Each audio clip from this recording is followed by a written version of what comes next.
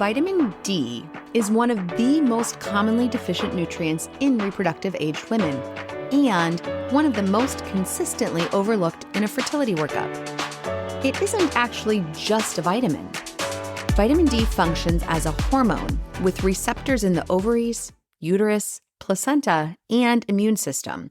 And the research on what happens to ovulation, implantation, and pregnancy when levels are low is compelling enough that no fertility evaluation should leave it out. I'm Dr. Monica Minjeur, the host of Cycle Wisdom, where we help women and couples restore hormonal balance and reclaim their well-being through personalized healthcare grounded in clinical excellence. Let's start off, as always, with a story about a patient of mine who we'll call Priya. Now, Priya had an indoor career. She lived here in Iowa, and she had been trying to conceive for about 11 months with no success. She had regular cycles and had been taking a prenatal vitamin since stopping birth control about 2 years ago. Although her cycles were normal, Priya was starting to get worried. 11 months felt like a long enough time to not be pregnant, but she wasn't sure what else could be wrong. She came in because a friend had referred her to our clinic and realized she had never had many of the hormones and vitamin levels checked that we talk about on this podcast all the time. Now, one of the things that was surprising to Priya was to find out that even though her prenatal vitamin contained some vitamin D, her blood levels came back at only 18 nanograms per milliliter, which is significantly deficient. For the first time in a long time, she had some concrete addressable findings. Now, I will note that she also had a low progesterone level, and when we evaluated her ultrasound, the endometrial lining was a bit thinner than usual. She also was found to have mildly elevated thyroid peroxidase antibodies, and this can also be due to a vitamin D deficiency. We worked together with Priya to improve all of these levels, specifically focusing on vitamin D repletion to get those levels above 50. Along with additional targeted luteal phase support with progesterone and managing the thyroid antibodies, Priya was able to conceive in just 4 cycles. Her prenatal vitamin alone did not supply enough of the vitamin D that she needed. It only had 400 units, and this had not been anywhere near close to what her body needed. Now, I will note here that vitamin D alone did not cause Priya to become pregnant, but it is a part of the bigger hormonal picture that needs to be evaluated. As I mentioned in the introduction, vitamin D is technically a hormone. It is synthesized or created in our skin. It's activated in the liver and the kidneys, and it acts on vitamin D receptors throughout your entire body, including in your reproductive tissue. Vitamin D deficiency is one of the most common nutritional deficiencies worldwide, and in the US alone, estimates for vitamin D deficiency range anywhere from 40 to 70% of the population, with higher rates of deficiency in people that live further north, those with limited sun exposure, and those with darker skin or those who don't have as much uncovered skin during the days that are sunny. Vitamin D receptors, as I mentioned, are present in the ovaries, the uterus, the endometrium, which is the lining of the uterine wall, the fallopian tubes, the placenta, and immune cells. And its role in reproductive biology is a direct correlation, not an incidental finding. We're going to talk today about multiple studies that have been done in the past few decades, specifically focusing on the fact that vitamin D supplementation can significantly improve overall fertility rates, pregnancy rates, and decreasing the miscarriage rates as well as other birth defects. Now, before we go a bit deeper with some of the main things to know about vitamin D, I do want to address a couple of common myths that we find. So a lot of people will tell me, well, my prenatal vitamin already has vitamin D in it. However, most prenatal vitamins contain anywhere from 400, maybe upwards of 800 units or international units, or sometimes it's just read as IU. This is oftentimes not nearly enough to replete the stores that women are deficient in.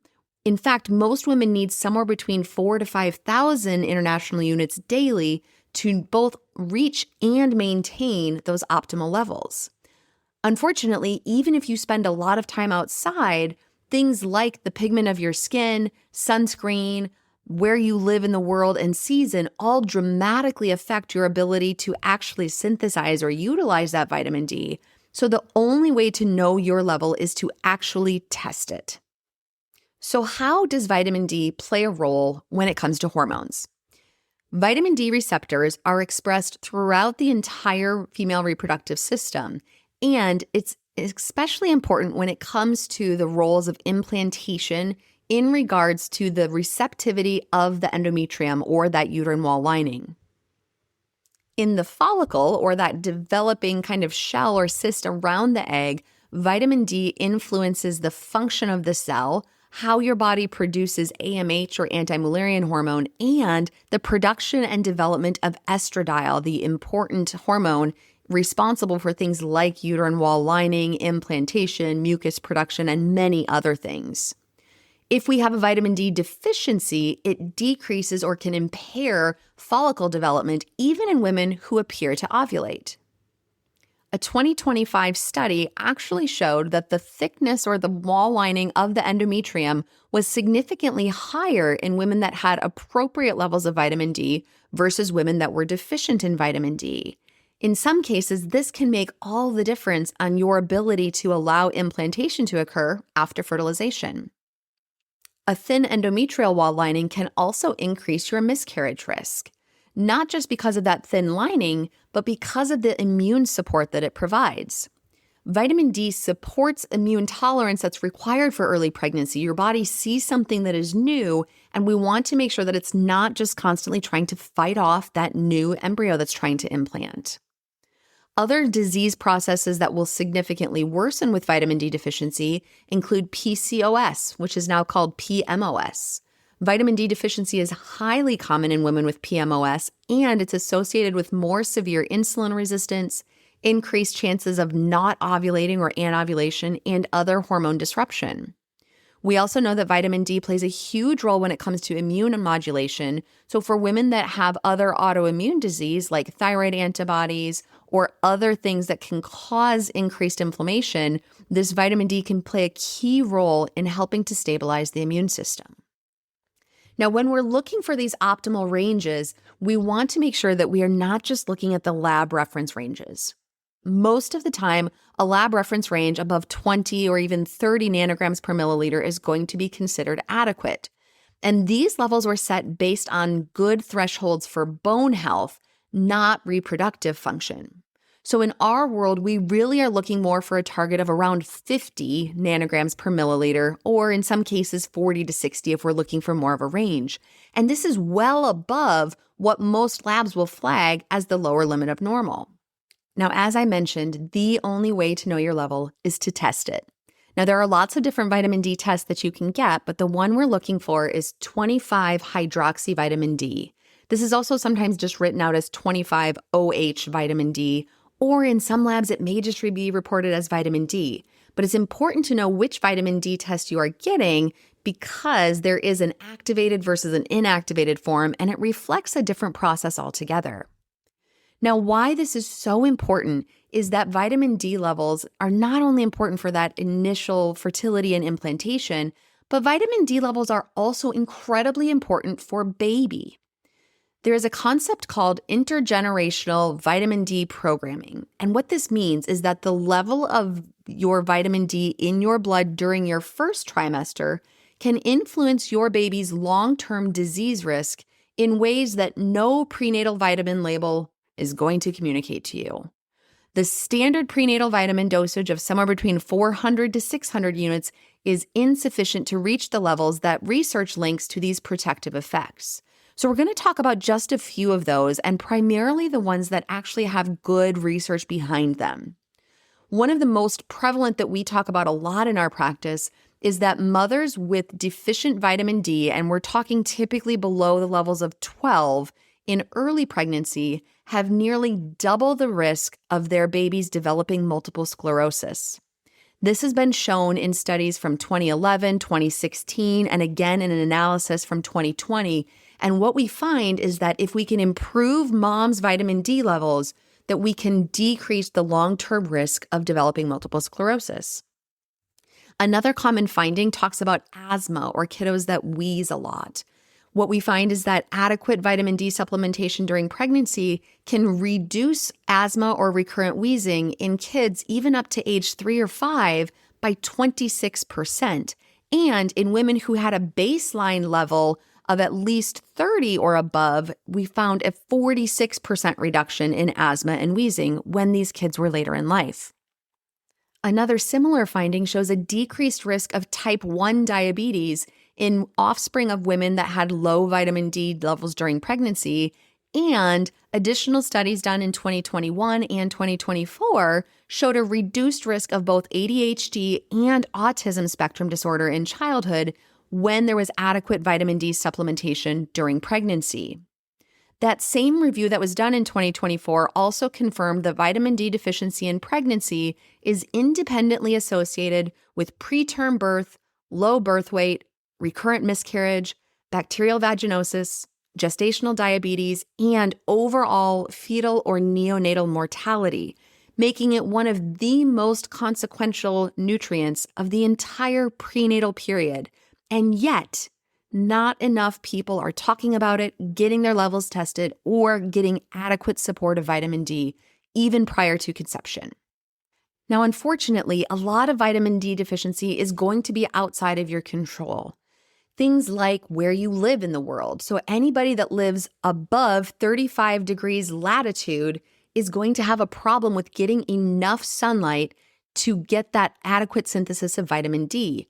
Now, for those of you that don't know exactly where your latitude is, we're talking anywhere Santa Fe, New Mexico, Oklahoma City, Atlanta, Georgia. If you live south of that, you may be okay. But if you live anywhere north of that line, it is really, really important that we make sure to check your levels, because for at least 4 to 6 months out of the year, you may be getting okay, but the rest of the time is going to be a problem. Other people that are at higher risk for deficiency are going to be those with darker skin tones or with more melanin. That melanin reduces the UV-driven light vitamin D synthesis. So people of African, South Asian, Middle Eastern, and Latino heritage are at significantly higher risk of deficiency, even if they have a lot of sun exposure. We also think about other people who don't get a lot of sun exposure. So maybe you have an indoor occupation or lifestyle, or perhaps you're someone who consistently uses sunscreen. Even an SPF of 15 will block approximately 93% of vitamin D synthesis. So many women, we have that sunscreen built into some of your daily foundations or lotions that we're using because, again, we're trying to avoid that sun exposure, that sun damage long-term, and prevent skin cancer. So it is a tough balance. I'm not advocating for going out and getting a bunch of sun because we don't want that skin cancer risk, but understanding where your levels are can make a big difference. Now, just replacing it isn't always the answer either. In particular situations where you might have gut malabsorption conditions, things like celiac disease or irritable bowel syndrome, or certain medications like anti-seizure medications or long-term steroid medications, and even some antifungal medications, all of these can make it more difficult to absorb vitamin D in your system. So this is why it's incredibly important not only to check your levels, start on appropriate treatment, but to also recheck the levels again and make sure that your body is absorbing those nutrients appropriately. Again, we're looking for somewhere between 40 to 60 nanograms per milliliter as that target range for optimal levels. And again, most women will need somewhere between 2,000 to 5,000 international units daily.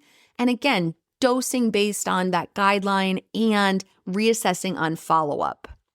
Now, a couple of other important things to know: not all vitamin D is created equally. We generally recommend looking for vitamin D3. This is called cholecalciferol. It is more effective at both raising and maintaining serum levels as opposed to vitamin D2, which is ergocalciferol. Additionally, you want to combine your vitamin D3 with K2. So K2 helps your body to know where to put that calcium. Specifically, it tells the body to put the calcium into your bones instead of into your arteries. Again, with K2, we're looking for a specific version, specifically menaquinone 7, or sometimes you'll also see it written as MK7. There's another version of K2 out there that has MK4. So I'll make sure I write this into the show notes because I know it's a lot of letters and numbers. But ideally what we're looking for is vitamin D3 with K2, and the version should be MK7. I'm sorry, I didn't make the rules. I would have made them all the same numbers and letters across the board, but that's what you're looking for. And there are a lot of ways that you can get that K2. You can get it through food sources, so fermented foods and animal products like hard cheeses, grass-fed butter, egg yolks, and certain organ meats. Or my recommendation is to just get a supplement that has the K2 right along in with the vitamin D3. And if you need help with that, let us know. Reach out. We're happy to help point you to some of the brands that we utilize in our clinic to make it really easy for you. Now, I do want to just briefly discuss here that taking mega doses of vitamin D for the long term without checking them is not recommended. However, vitamin D toxicity is rare as long as you are not going above 10,000 international units daily. It would require sustained high intake in order to really cause problems, but it is incredibly important to make sure that you are monitoring those levels, to make sure that you're repleting the levels at an appropriate level. If we are repleting at anywhere from 4,000 to 5,000 international units daily, most women will see meaningful improvement over the course of 2 to 3 months. This is why we always will talk about trying to optimize those levels, though, prior to conception in order to give your levels time to reach the target and get to those appropriate, adequate levels that vitamin D is already firing on all cylinders by the time you enter into your first trimester. So before we wrap up, I just want to end with a few commonly asked questions we get about vitamin D. Oftentimes we'll see women that come in and they say, my vitamin D level was tested. I was told it was normal. Is that adequate enough? And what I would say is you need to know your actual number, not just if it's normal or not, to know what you're optimizing for. You may be told that a level of 22 is normal, and it may be so based on your conventional lab findings, but that doesn't mean that it's necessarily appropriate for fertility, conception, and decreasing fetal risk of long-term health conditions. Another common question we get is, well, hey, I live in a sunny climate. I spend a lot of time outdoors. Do I still need to know what my number is? And I would say absolutely yes. Sun exposure is highly variable. The angle of the sun, the time of day, how cloudy it is, what your skin tone is, your sunscreen use, how covered your skin is, and time actually spent in direct sunlight all affect the synthesis of vitamin D dramatically. And testing is the only way to know. We find even that many women that live in sunny climates and work outside can still be deficient. Imagine if every preconception evaluation included a vitamin D level, not as an afterthought, but as a primary and foundational piece of the picture. Because the research on its role in ovarian function, implantation, and pregnancy is too consistent to leave out. Imagine if women were finally told that their prenatal vitamins, vitamin D of 400 units, was just a starting point, not a complete solution for deficiency.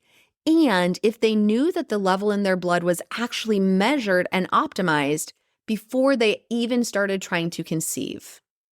A simple, inexpensive intervention can improve follicle quality, endometrial receptivity, and immune health, and should be treated as the clinical priority that it is.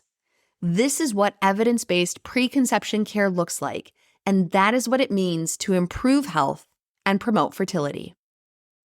If you're ready to work with our elite team of healthcare professionals, go to our website, radiantclinic.com, to schedule a free discovery call and learn more about our package-based pricing for comprehensive care. We are currently able to see people for in-person appointments in our Cedar Rapids, Iowa clinic, or can arrange for a telehealth visit if you live in many different states across the U.S. Check out our website for current states that we can serve medical clients, and let us know if your state is not listed to see if we can still cover you there as we are constantly expanding our reach. Please note that our fertility educators are able to take care of clients no matter where they live. Thank you so much for listening to this episode.